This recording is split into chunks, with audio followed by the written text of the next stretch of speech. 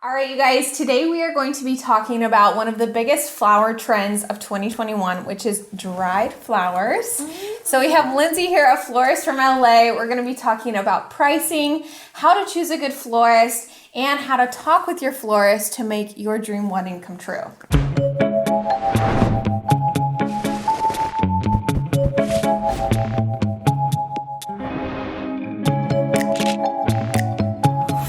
So with everything going on, have you ever ran into a client that may have saw something on Pinterest and they were like, I absolutely want this, dried florals? What does that conversation look like in terms of pricing? Okay, so I think one of the major things that I run into is that people assume that dried flowers are less expensive. Yes, that's what I would assume. Yeah, right? The truth is that they're actually more expensive because if you buy them from like a wholesaler or something, or you go downtown to the flower market, so much work has gone in to preserve those flowers. Right. So they're really expensive. And I think, the good thing is that you can use them over and over and over. So if you're buying them, for one event, you can use them For something else. Event. Yeah. So I just want to stop you guys really quick. So I would cut your stuff just a little bit lower because we want it, the goal now really is to hide the chicken wire. Okay. Yeah. So you want Cut to, mine too. yeah. You can do whatever you want. So we'll get like things fluffing up towards the end. Sorry, your scissors suck It's okay. so I'm just going to bad. show yours from now I'm on. so sorry. Okay, so you'll kind of move in like, the goal really is to cover the chicken wire. That's my next phase. So I start with the back and then I go in and I try and cover the chicken wire. Got it. Yeah, sorry, we started talking and then We just like got carried away. So this is pampas grass. You guys can use some of this or I don't know what. I think that the one on the end. is, these stabby things? Yeah. The stabby thing. Yeah, so I just shove everything in really low for the first layer to just cover the chicken wire. Okay. And you can use a mix of things. So when a bride is coming to you like for the first time, what would Yeah. you say is a good question for brides to ask their florist?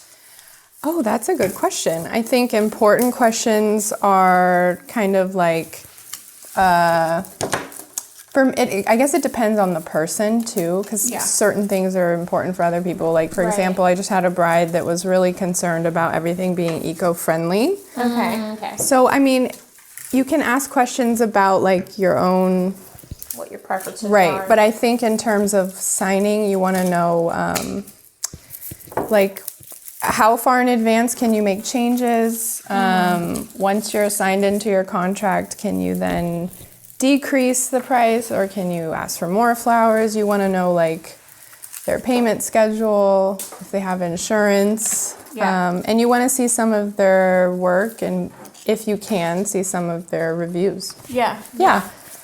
I think that's, I don't know. So like where do you showcase your work when brides come in? Do you have like a portfolio? Do you show them a live bouquet? What do you do?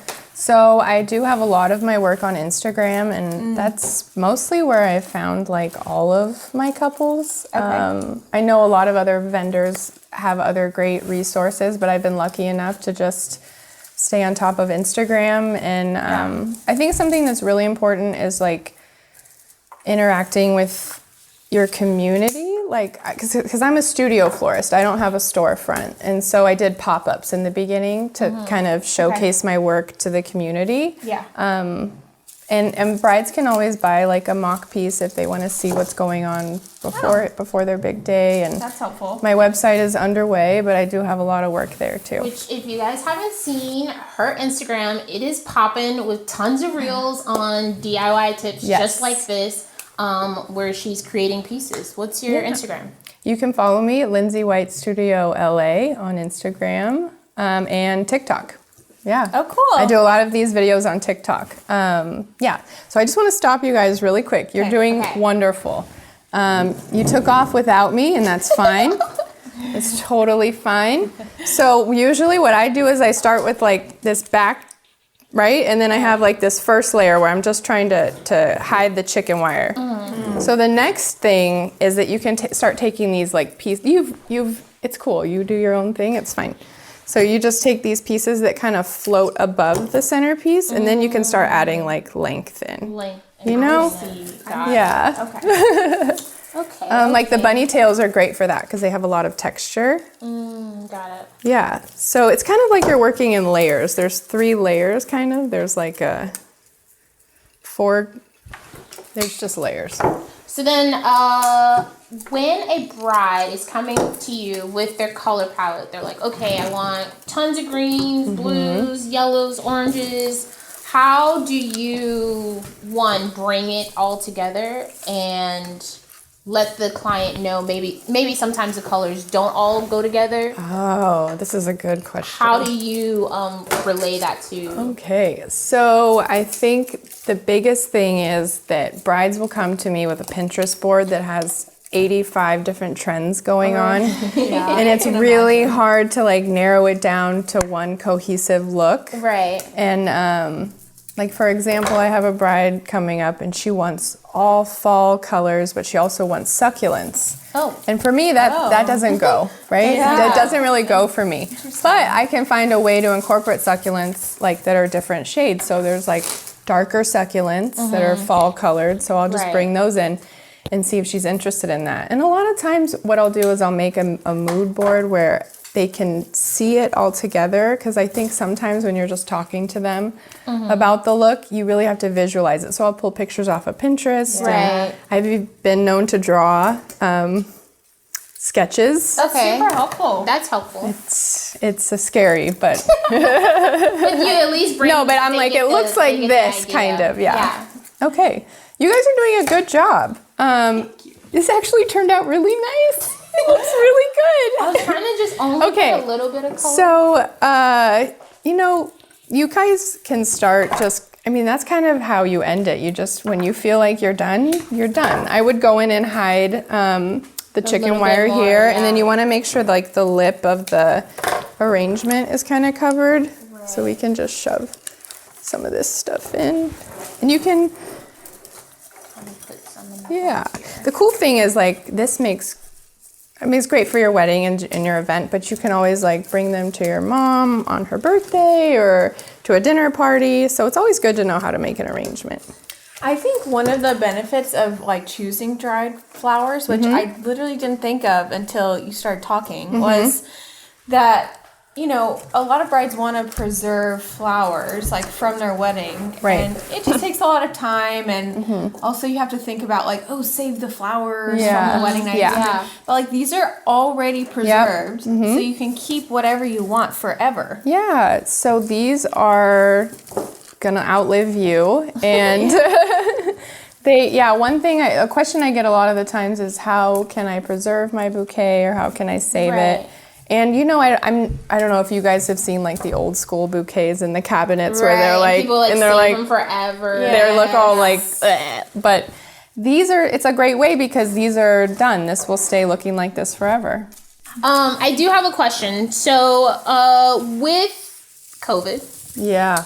And florals. Yeah. Because couples are having to maybe decide 2 weeks beforehand, like, hey, I can't have my event anymore. Oh, yeah. How does that relate? I mean, obviously with dried flowers, there's a little bit of advantage because you don't really have to outsource. But in terms of normal flowers, how is that communicated? How far in advance should they have to cancel or let you know? So when COVID first happened, the wholesalers were really cracking down on taking payments up front. And usually, I could order something, and then when I'd get there, if I didn't need a certain amount of something, I could put it back. Right. But now we're kind of locked into our orders, so we have to be a little bit more aggressive with our cancellation policy. Right. Yeah. So for me, I understand that this year has been like no one can predict anything that's happened. Right, yeah. So what I've done is like up to 30 days they can make changes and they can decrease centerpieces. And then, if someone decides that we can't have weddings or whatever, and they Right. need, within 2 weeks, I just need 2 weeks. I mean, like if they cancel it 2 weeks, I have to charge them, but they Right, can. yeah. They have an option to donate the flowers wherever they want, and I can take them wherever they want. Oh, that's nice. Yeah, so But that makes sense. I feel like 30 days is actually really generous. Right. I know for most Some people companies, it's not like doing 3 that. months out. Like, give well, us. I mean, it's just so notice. hard to know too, and Right, I'm trying yeah. to think of it And as like, everything's constantly changing. I mean, I would want the same done for me, Right. You know, so yeah, you guys are doing so good. Thank you. It looks so good. Yeah, so I don't know. I mean, think there's I'm done. there's lots of different ways to make an arrangement, and there'll be some times when I like take everything out and start over. Right. And so So what is something that couples can do to kind of head in the right direction in making sure they book the right florist? I think you want to check out that florist's work extensively on Instagram or their website, or as much as you can, just to make sure that they didn't just make one great arrangement one time and took a picture, to make Right. sure that they can stay consistent and Right. deliver the product that you want. Because I mean, there's a florist for everybody. We all have different styles and tastes, and so you can always find somebody who, you know, knows your style and understands what you're trying to do with your decor. And for like a micro wedding or an elopement, how much would you say, because those are really popular right now, how much would you say they should account towards florals? So like if someone wanted a centerpiece, a mini centerpiece for their cake, Right. a floral arch, a bouquet and a boutonniere. Yeah. Not anything too crazy, but how much should be allotted to that? It kind of depends. The cool thing about elopements is that, excuse me, that couples are reserving more money for decor because they're not feeding a bunch of guests. Right. So the elopements that I've done, the average has been like $1,500, I would say, and that's for people that are choosing like floral arches. But I've also just done like a bouquet and a boutonniere for like $300 or Right. something. Yeah. Right. Okay. Yeah. So it's pretty flexible. Yeah, it's pretty flexible. It just really depends on what you want. Yeah, that's the one thing about flowers is someone will show me something and they'll be like, well, how much is this? And it just takes so much more that I have to sit down and figure it out, and you know what I mean? Yeah. Yeah. Yeah. So in terms of florals being in season or out of season, Yeah. Does that increase or decrease price? The cool thing about living in California is flowers are always in season, but there's some differences when it comes to flying flowers from, you know, out of the country, like Ecuador. A lot of the protea comes from Australia, I think. I think that is. And then, you know, like Hawaii has a lot of the tropicals and stuff like that. And so anything that has to be flown over here is going to be more expensive. But I don't know. It pretty much always stays the same in Yeah. California. Yeah. But when COVID happened, a lot of the farms were being destroyed. Like the workers weren't coming to work, and so they would take the product and were literally just composting it. They were so and so there has been a little bit of fluctuation in some of the pricing. Like roses are more expensive right now. They also just have terrible weather down there right now. So Yeah. yeah. So what is like the most popular choice of flower? Is there like one flower or two or three that everyone loves and wants in their wedding? Oh boy. I think peonies for sure. yeah. A lot of girls love peonies. They're so pretty. They are, and they smell so good. Yeah. Ranunculus.